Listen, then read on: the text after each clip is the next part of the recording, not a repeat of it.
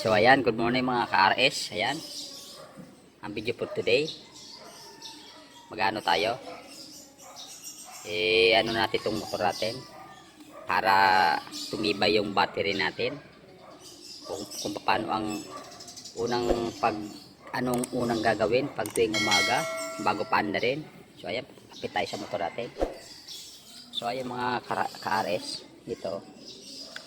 Bago natin ito i-on, i-kickstart muna natin to. I-kickstart. Yan. Lapit tayo doon sa may kickstart. Yan.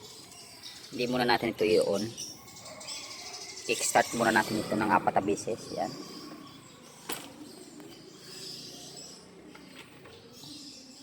One, two, three, four. Yan. Pag-apat na kick na siya mga ka-RS, yan, unan natin ito. Yan, saka na natin siya ipaanda rin. Yan. So ayan mga ka-RS, amandar na siya.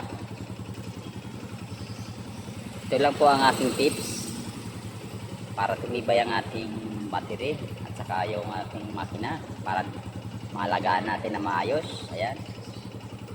Bago natin i-on yung motor, i-kick muna natin siya ng 4 na beses tuwing umaga. So ayan, yun lang mga ka-RS. Sana mayroon kayong natutunan sa aking vlog. Maraming pong salamat. Huwag kalimutan mag-subscribe sa aking channel, Toon Rides Moto.